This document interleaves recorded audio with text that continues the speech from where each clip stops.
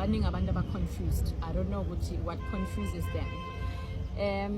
A reason why there's i-case esayitha ubaba uNcamalala, esayitha organization esayitha nabanye ababalekayo ngezansi kwi-organization, it's because ingoba ibone kufanele bephendulile abantu engikhuluma ngabo, and ubaba ikhanda lokuphendula kulokho engikhulume ngakho before. But I'll be specific today because you can hear from abantu indlela abakhuluma ngayo ukuthi they are so confused why specifically bengitarget umhla ka-15 or besitarget umhla ka-15 ukuthi uma ngabe kungahlalwa phansi kukhulunyiswane kuningi okungonakala kwe-organization, and mhlawumbe isikhathi esisele naso umhla ka-15 before kuye kuma-elections. Uma ngabe i-organization ikhankasa, everyone was pushing for a 2/3 majority. Abantu esikhuluma ngabo, abantu abanyatheliwe, kuqashwa amatekisi ko-Eastern Cape, kuqashwa amatekisi ko-Johannesburg angakhokhelwa. Well, i-event yase-Eastern Cape is different because ubaba wayekade eya kumngcwabo we-comrade lakhe ebelikade lise Eastern Cape, but Eastern Cape had an event that they had already organized.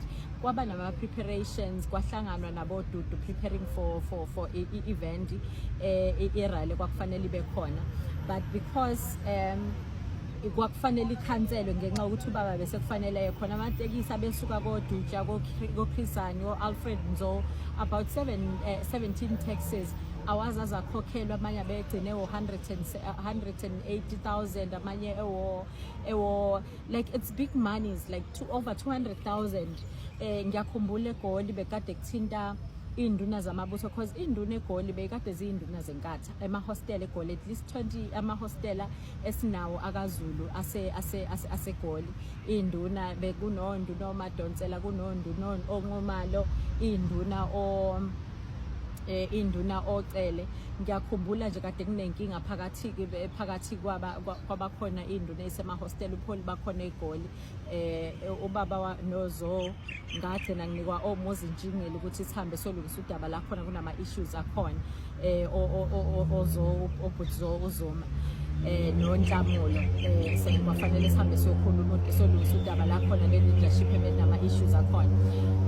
Induna leziyana beziyinkatha zacela enkatheni ukuthi ake zize ngala zizolekelela because at least le organization izosiza thina. Masekiwa kumarala khona eGoli kwafanele baqasha amatekisi ngesikhathi kuzofika ubaba, beqasha amatekisi bethutha abantu, kuneyindleko umuntu ayangena kuzona ebese igcina seyisele nabantu abantu akade kuyibona bese qhulini beorganizer lapho. Uthola ukuthi some of ama members e-organization labo kuyibona baseduze kababa laba engithi akulungiswe bona, or else i-organization isobuyele emuva le organization. Those people bebe good at taking ama quotations, bahambe bawufuna imali kwenye indawo bese bebuya leyo mali ingangeni khona, zisala inkinga isalele nabantu. Those taxes were not paid. Again, okungenza ukuthi ngibuye again, it's because njengamanje njoba kubhizi kukhankaselwa or kupromotela ukuthi akiwe kumhla ka-16 the motorcades enzakalayo, the branding eprintwayo, ukudla kufunela ama-volunteer, indawo lama events, the mini events, ama-build up events for umhla ka-16 enzakalayo aneyindleko abantu abayikhanda again, using people that funded the organization or sponsored the organization before elections. Now they are doing the same thing again. Umuntu apocket imali ayitholile for fundraiser egameni likababa ke for that matter. Ba fundraiser egameni kaNcamalala bengadeclare isali ikweletu zinabantu, njengamanje kuvuswa ikweletu ezindala. Baqala phansi abantu babuya beza kimi bakhuluma lolu daba, hayibo nakho sekusiphindile lokho mntwana, like different provinces esikhuluma ngawo. So uma sizoya umhla ka-15 singasilungisile lezi zinto, yiyo ezinye zezinto ebengithi we might as well forget about this organization. Umbutho kufanele ngabe ulwela abantu, ungabulala abantu wona, futhi lo mbutho esikhuluma ngawo akusiyo-ke into enziwa uNcamalala. I'll repeat myself again, abantu abaseduze kababa abaya ngegama likababa uthe abafaka ubaba enkingeni, and I'll quote as back as 2010, 11, 2012 and kancane no 2013 besine office lapha eKing Dinuzulu eShowe. Ubaba ngaleso sikhathi ubekade enza imasibambisane bekumasibambisane project emakhaya. Ngiyakhumbula that project ibilidwa umzobe uDibo. The initiative was good. Ubaba uyawacela umhlaba emakhosini, amakhosi amnika umhlaba, abanika abantu umhlaba, baphuma ngobuningi babo. Ngiyakhumbula ibudget yalapho for ama resources alone aye contribute abomotsipe like befika no gandaganda, befika ne material, befika nenkomo abantu contributing that event yoklaunch that lokhuzana that project kulinywa kubuyelwe masisen for idea kababa yenayo yokuthi food security is very important in our country. Ziningi izinto engayibala we are using official seshowe bekhona uLondwendlovu ngaleso sikhathi kusebenza bona uDibo and kwakunezinto eziningi ezazithi abantu bakababa abullying ama ODGs from ama departments befuna imali ngenkani for izinto ezinye kunama projects engathi kuzokwakhiwa ama shopping centers imigwaqo. At the time umgwaqo senkandla usese gravel. Ubaba ube president esando kungena ngo2009 and he was working very closely with amakhosi. Kucelwa imhlaba yamakhosi eminye ngabuyelanga leyo mhlaba back to abanika amakhosi abantu bagcina ngenxa ukuthi ama project ayefike ngalendlela ayefike ngabanye bagcina beyithengisa leyo mhlaba yasemakhaya, abanye bagcina benza izinto zabo kuleyo mhlaba engabuyelanga kubanikazi bayo kwakufanele benefits izizwe. I'm just making an example yezinto ubaba zenze out of idea yokucabanga abantu emakhaya, abanye babeze bethi ufuna ukuretire khona.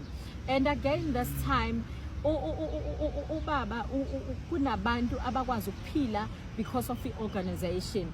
The very same people abafika my friends of Zuma family, ama extended members of Zuma family bayibulala organization and ngiyajabula ukuthi ezintweni eziyeza khulumeka ubaba useya deliver after the first clips eswakhiphile baningi sazobabona bemuva ngempela from the organization. And abantu are misunderstanding statement sami uma sikhuluma ngabantu abakhishwe emisebenzini ngendlela abakhishwe ngakhona. Abantu abaxoshwe emsebenzini ngikhuluma ngabantu bebexoshwe ema-ofisini bebesebenza kuwona abaqale ne-organization not because bekungafanele baxoshwe, indlela ekwenziwe ngayo ukuxoshwa kwabo kunokuphula umthetho phakathi. Forged signatures egameni likababa, izinto bebefika ngazo bawuphula umthetho, abantu bakhishwe endlini. Like I'm talking about members of parliament bekhishwe endlini, abanye bakhishwe oza kwabo mabathu bahlala nabo ama members organization. Uzubona ukuthi kushuthi wrong lento eyenzakalayo, uzwe iparliament elithi ay organization thina sikaze sikuzo. Even some ama colleagues wabo abama members of parliament ubeza ukuthi asikaze sikubone thina okwenziwa organization. Well, it's your organization, thina singeni khona. Kanti le organization yenzani? Is it there to build people or to break people? And it's part of my responsibility ukukhuluma lezinto engikhulumayo. It's part of my responsibility ukuqinisekisa ukuthi we address such issues. Ubaba mayeqala ekhuluma nendlunkulu yazulu ekhuluma namakhosi wonke laba sokuthi makiwe emaralini manje ama members of Floyd bafike namhlanje. Uma befika namhlanje of Floyd, there are structures that were there already. Amakhosi ashiya izinto zawo alanda their subjects athi put their heads on the block athi asiyeni kovota ngobuningi bethu because abantu they trust and believe epholini babo beyindawo abasuka kuzona. Kunezinto abazenzile ngokukholwa. Today kunamakhosi ekufanele asale xazulula ama cases abantu la kwenzeke khona corruption, la kwenzeke khona fraud, la kwenzeke exabaniswa abantu because upholi mhlawumbe beregionate sebenza into ethile uconvener noma coordinator wenza into ethile. Those cases asala namakhosi. Kunabafundisi abakhona namanje sekunama faction abafundisi abanye abasazwani nabapha abanye baxovena abantu bathule bathi kunabantu abanabalandeli babo ngemuva ebebe convince abantu abathile as we speak abangasakwazi ukubuyela emuva because of what has been happening. Kuma documents engiwaphethe it's cases, the litigations angene enkantolo because of the organization. Ayikho organization enenkinga nje organization ekuthiwa umkhonto wesizwe njengamanje. Kanti uma sithi le organization ibizele to liberate people, but kunalokho kunabantu abangene inkingeni ngizozwakala ngathi ngiphinda into eyodwa omunye umuntu ungizwile omunye umuntu uthi thina sithi kodwa sihamba noNxamalala kuthiweni kuNxamalala kuthi uNxamalala akasuke yini because akusho uNxamalala khuza abantu bakho biza bosibanibani nabosibanibani here are the cases that are denting you. uNxamalala was a great leader. Almost abantu abaningi bakwazile ukuphila during isikhathi sakhe sokubusa. Imindeni eminingi yakwazi ukubenefita ngisho bekuthiwa amathenda ngisho bekuthiwa ama-projects abengandlelani, but into that killed izinto ezenziwa uNxamalala izabulalwa igama, it's because of abantu ebebefolosile phambili kuyibona ebebe nama-relationships abagcine benama-shenanigans wabo. And the very same organization ebheka amalungelo abantu ekufanele ibuyisele isithunzi somuntu ifolosa manje ngabantu abanama cases that are still pending. Kuyekuthiwa you're not guilty up until you are proven guilty. Awukwazi ukuthi kusase nama cases alengisiwe alabo bantu alengisiwe bese kuba nezinto ezi-overlookwayo kanti already umthetho weParliament ubuvela uthi abaqualify ukuthi bangene la kufanele bangene khona. So manje ke sekufanele akwazi ukudlala amakhadi akho laba abantu, how is he going to deal with them? We have people abasuke kuma unions wabo bazofika bazokhanda ama union azo-affiliate ne-MK party bathatha ama cases wabantu abucayi beza bazowenza khona, then mase kufanele abaholi be-union bakufanele badile nalawo ma cases, they were nowhere to be found. Remember ke kunomuntu oseyidente nge-organization ngoba njengoba dengisho kunabantu abenze abathathe yonke into abanayo bayifaka kwi-organization yomkhonto wesizwe. Kunabantu akade bengasukile ngisho emaqembini nabo abavotela umkhonto wesizwe who were supporting financially and otherwise. But abantu balimala balinyazwa indlela yabantu ababehave ngayo. There are so many people abakhohlakele abaphambili kwi-organization, abanye abalandela umthetho abalandela imigomo esithi kufanele uNxamalala before izinto zize zonakale kakhulu, which is the reason why abantu ngeke baze bawina ama-by-elections. You can't tell me ukuthi wena usuke kwi-organization yakho uvele unamadent wakho abantu bengasakufuni just because abasakufuna abantu uthi cross i-floor uza kwi-MK party kuphinde kuzofoloswa ngawo. Abantu bebengasakudingi ngale ukhanda ikandali zakho, abantu bedayisa ngezinto zalaba elida khona, uyabuya kuphinde kuzofoloswa ngomuntu ovele oyi-problem kwi-organization. Ni-expect ama-by-elections azowinwaphi? And uma sisebenzela u-2026 kunezinto esikhuluma ngazo ukuthi abantu esinabo manje politically nekhulunywa ngabo izinto ezithinta ipolitiki esibhekene nabo, abantu abahabule ipolitiki engesiyo, abantu abahabule abanga-understand the agenda or i-problem esibhekene nawo, which is ama-politics omhlaba, ama-politics about our culture, about our heritage, because sibanga thina lezi zinto nabantu bokufika the colonizers, sibanga lezi zinto nabantu ezibaphilisile, sibanga lezi zinto nabantu abanamagama abaze babizwe ngama-mafias endawo ethile like the Stellenbosch mafias and others. And every time kutholakala i-opportunity etholakalayo, they make sure that they infiltrate the organization. Like I was saying ukuthi kulula kwi-MK ukuthi kuvele umuntu kuthiwe hayi loyo sekufike abantu abathile usethengiwe without checking the facts. Like ngibangela ukuthi mina sekuthiwa ngiphethe intelligence yo CIA ngiyingozi kakhulu baba kasaphephile or abantu they must be careful around me. Well umuntu kwamandla amakhulu kangako mhlambe kufanele ukujabulele, but not in my case. Kulula ukuthi umuntu avela abheke ukuthi usethengwa abobani kwenzakalani. Kusho abantu ababalekela ukuthi bathi fix udoti wabo abawenzile around people, because at the end of the day they are compromising izizwe zethu sizonga achieve into that we wanted to achieve. And uma kusebenzela towards the local government, uma usebenzela uhulumeni wezifunda uba ne problem yokuthi abantu bonke ila sibona khona the political killings kuyeqina, because usuyakwazi uyikhomba lead eduze ukuthi mangigudluza usibani bani ovele omendleleni yami sekuzobalula sengizofika la ngifuna ukuba khona sengizoba ikhansela or sengizoba imeya or ngizoba undunankulu or whatever kuba lula uma kuyiwa ku-local government. But uma singakufiksi manje, we'll have more people, we'll have more political killings, even kwalamadala ngakazaza solvek. We have very corrupt people. Kushuthi will never change this system. We'll never change anything kulo government wethu esikhuluma ngawo. Go to each and every corner lama members e-MK. Uyabona njengoba kuziwa kwi-rally, abantu abezela into eningi kwi-rally, they are not there to celebrate.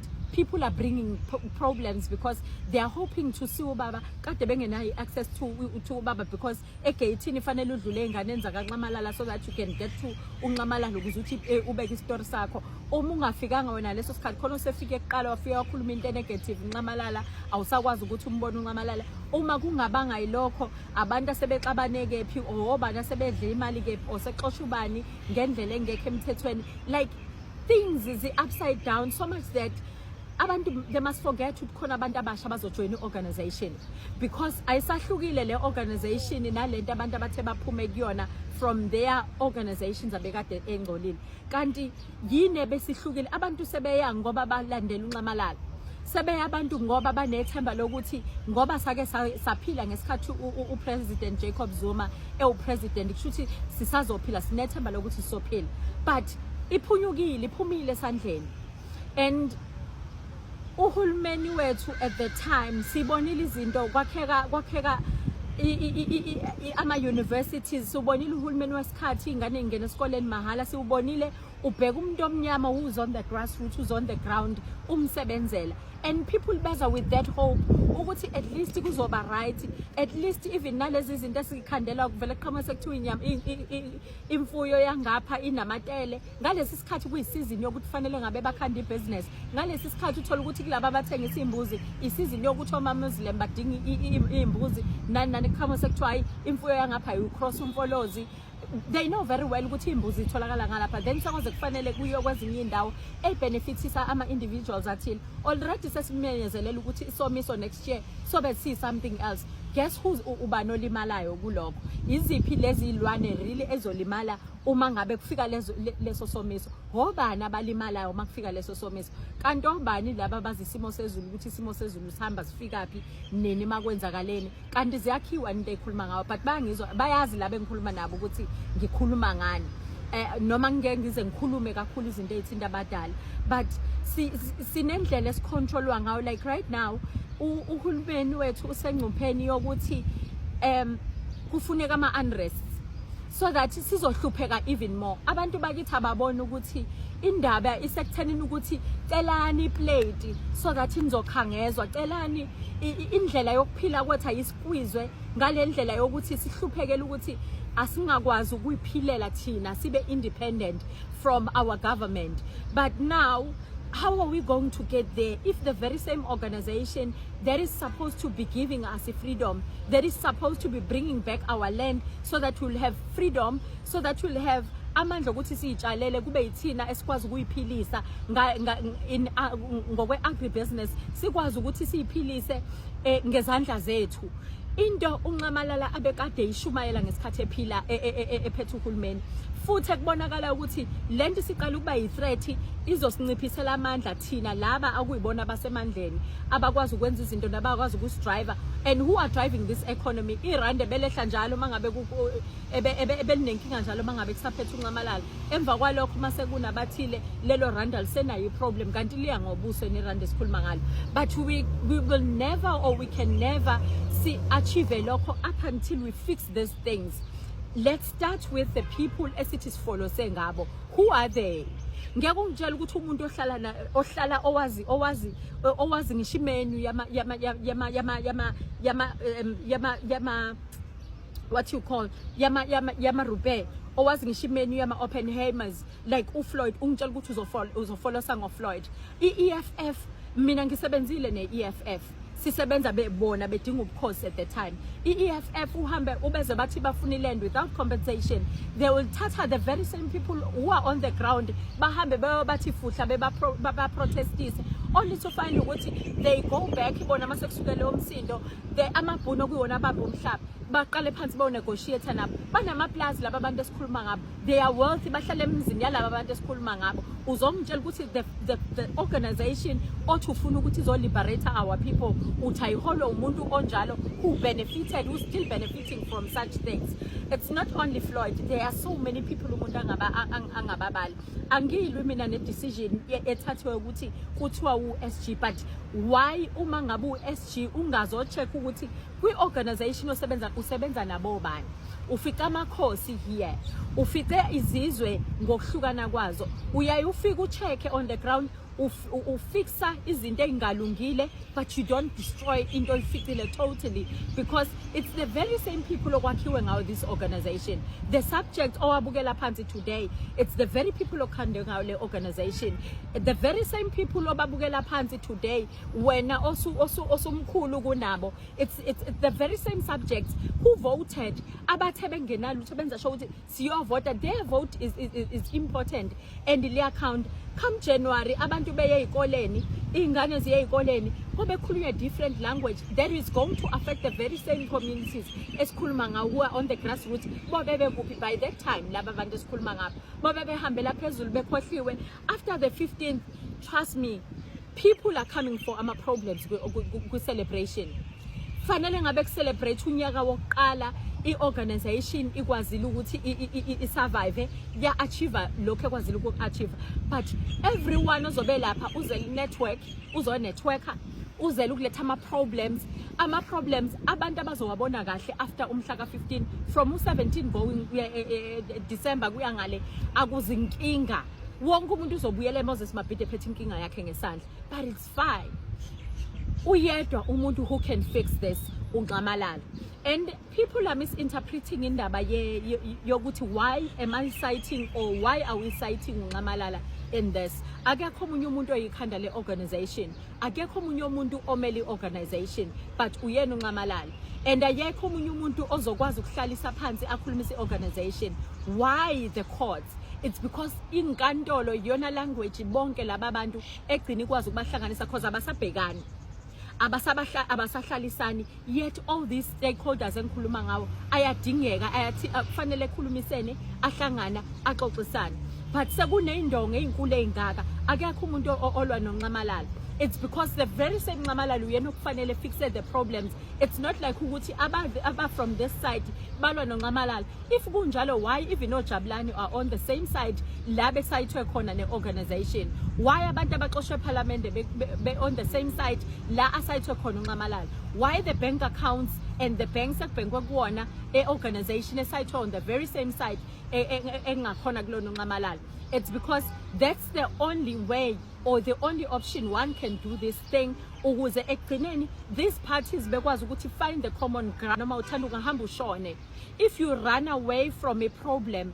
ngeke izisuke kuwena if you run from a problem ngeke izisuke kuwena you need to solve the problem ukuze kudluleke khona ayikho indlela yokuthi ngoba nansi inkinga ucabanga ukuthi uzolokhu ubalekile up until they sit down and fix those problems aba-account ekufanele ba-account abantu abayeka ukuthreatenisha abantu ngokubulala bakothi siphila siyazi sobulawa saphila nange-COVID siphile sihlalelo ovalweni sazi ukuthi sizofa sibulawe into esingayazi ke ngisho ukuyazi noma ikhona noma ayikho ngempela noma before uze uyithole fanele uqala uzujovwe kuyima ingena kuwena kade ubhizi ufake isifonyo ungazi noma usunayo noma unayo ngenxa ukuthi kusetshenzwe imiqondo yethu uqala ubuthi ngisho ukukhwehlela vele uthi akusho ukuthi iCovid isifikile ungazi nokuthi uphethwe ukufa kona so akufanelanga ukuthi umuntu kufanele aphile kusho ukuthi kanti laba babethi there's a freedom of speech babekhuluma ngani abantu abebekhuluma amalungelo shuthi umuntu okufanele akhulumisa ilungelo lakhe akasenalo why is it that umuntu mangabe esafuna ukufika endaweni ethile uyabakhumbula abantu on the ground uma ngabe sefikile la afike khona then ube sekhohlwa ukuthi kunabantu okuyibona abamenza ukwazi ukugibela wafika la afike khona so the very same people engikhuluma ngabo mina kubaba ukuthi ubaba must call ingane zakhe zonke lezi ingane zakhe whether inezibongo zakaZuma ezakamzobe ezakabani wonke umuntu ogcina ejoin i-organization they have problems they just need an ear ayikho kenye indlela to create that platform noma kuzoza ngeyigaba noma kuzoza kanye noma kuzoba nesimo esiphoqayo because it's not like ukuthi abantu abaze bawayisa ama problems enkandla abanye bebeze belale for days bahlale emagatini. It happened even way before kuze kufike even kuma elections. Yakahlala iEastern Cape lapha egatini ithi Lindo noma ilindo dudu babangenisa ududu bajikisile ilinde bani labo bantu bayi region the whole province isuke Eastern Cape inama problems like yafika no Mpumalanga bafika no Limpopo benama problems wabo. Everyone used to camp egatini kaNcamalala. Wonke omunye umuntu abone sebona omunye egatini how leadership nani nenkinga ethi hayi thina sinenkinga kwa convene usabatha uthatha omunye hayi sinenkinga ukuthi imali ebithile yayisikhishwe kuthini. This platform is just created to do that because people already, there are walls, there are bridges that have been built through Amadina, through special events, through the setup here sitting la engasakwazi khona ukuthi abantu bafinyelele eNcamalala sekunodonga khona. Those abanayo imali because ama-ticket athengisa manje to go to Moses Mabhida. Ama-ticket azotholwa abantu abaspecial abanye abathile begcine bengasangenanga because sekuya ngokuthi wena uno connection wazubani ukuze usizakale.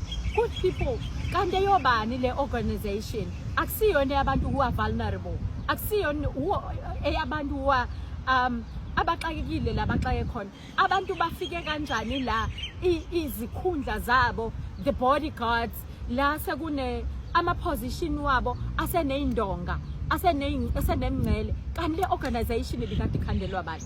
Ubaba allowed everyone to have access to him up until others decided to block that access.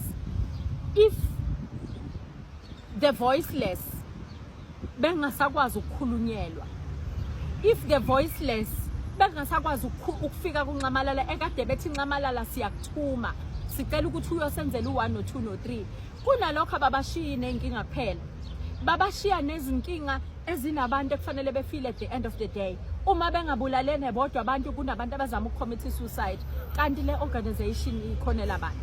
So that's the reason why I had to go back and talk about this, and I will always talk about udaba lamasosha. Already there are people who are threatening and intimidating amasosha because khona sekuthiwa nizoba ngaphandle niyazogada imoto abanye kuthiwa nina because nihamba nomntwana nisidayisile kusho abantu abasebenzayo abathola imisebenzi baba yi-priority because bewubeka ama-structures a very same mbutho womkhonto wesizwe esikhuluma ngawo bakwazi ukusecure imisebenzi for iy'ngane zabo bathi uma bengena bona bavalela iminyango for the very same people abafuna ukubabona bezicathalala zabo. People are threatening abantu abangabaningi ngisho isinkwa abangazi nokuthi badlene emzini yabo. Like right now, I'll talk about this again. Uhulumeni ka-ANC through the Department of Defense and Military Veterans could not verify amasosha 1,268 KZN because it threats uNcamalala. The very same masosha omkhonto wesizwe afika these kwenze konke ashiswa ilanga gijima kwenza konke protected their seniors kwi-organization ahlale emagedeni emizi yabantu aprotect abantu abathile asengayitholi wona imisebenzi ayisengasecure wona ama-position ngenxa yokuthi agijimise i-organization umkhonto wesizwe party ikhanda kuNcamalala. I-department cannot verify those people ngamanimi process because they are threatened ukuthi bazobe baphakamisa uNcamalala. Now the very same organization that ebasafarishisayo they suffered because bamele le organization. The very same organization, they don't recognize them. The very same organization, they are good for ukuhamba beyobhaka, they are good for ukuhamba bovula amagate, they are good for ukuba i-top nonsense for bona ukuthi badlule kahle baphushe ifuba because bona fanele beprotectekile from the grassroots members on the ground. The very same organization ekwazi ukuthi iqine ubuso ngabo.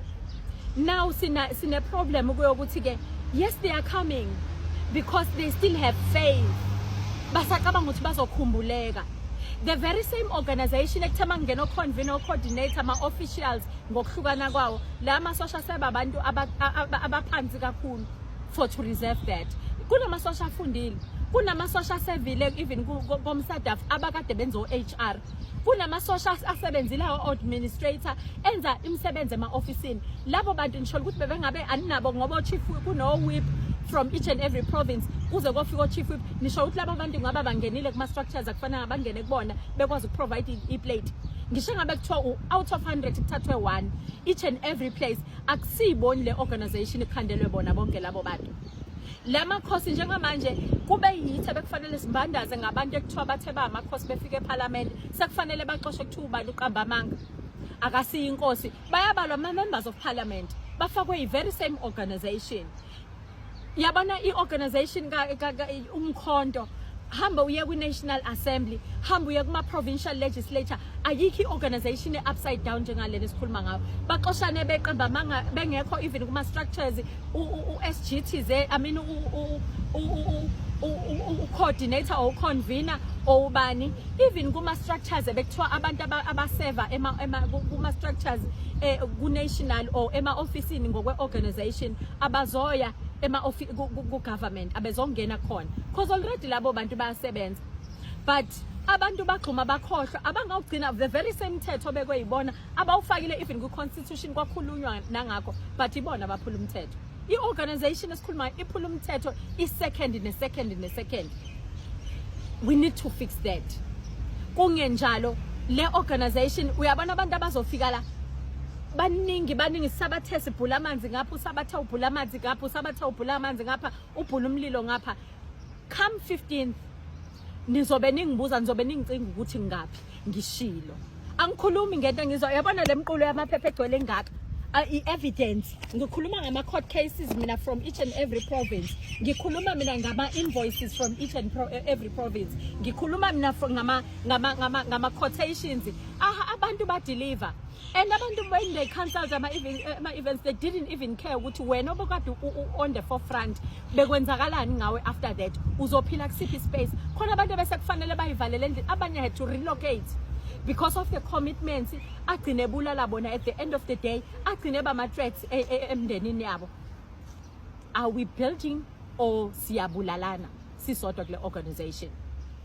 ilokho nje ngikudlulisayo kwabesila kokuningi as abantu beprepare lo mhla ka15 abanye sebekhalile already ukuthi kuthiwa abanye bawatholile transport kuma province abakuona ama artists abo fanele aperformile but ngathi abayithola ukungena kwi line up ekhona obani izisazobondana zibondene already kungakafikwa even kumhla ka15 kusabanga ukuthi kuzoperform abani kusabanga ukuthi ubani kufanele supply ini kusabanga ukuthi obani sebenikwa itender yokwenzani kuningi and nizoyizwa kahle nginika umhla ka17 kuphela ukuthi ngomhla ka17 ngaleso sikhathi kobe kuyenye into uma kunga addresswa this and kuma speech kaNcamalala uma engakhulumanga ngalezi zinto azikhuze angagcini ngokuyikhuza aqede enze sure ukuthi wenza follow up khona ukuthi ziyalungiseka uyabahlalisa bonke laba abantu esikhuluma ngabo ngokuhlukana kwabo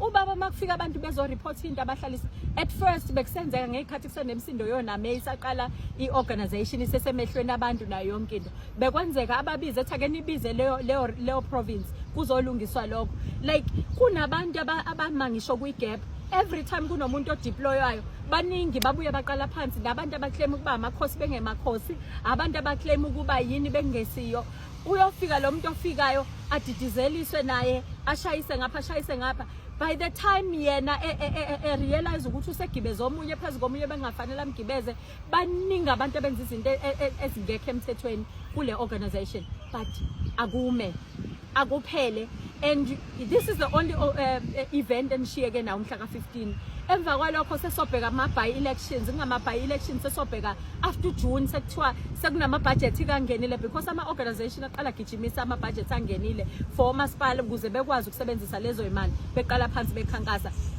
kobe kuyinkinga isibhikonga inkinga yodwa by that time and we need to fix it now or else we are doomed as a country, we are doomed as abantu ebesithi sidinga ushintsho kulo government wethu. Ngiyathokoza kakhulu kwabese.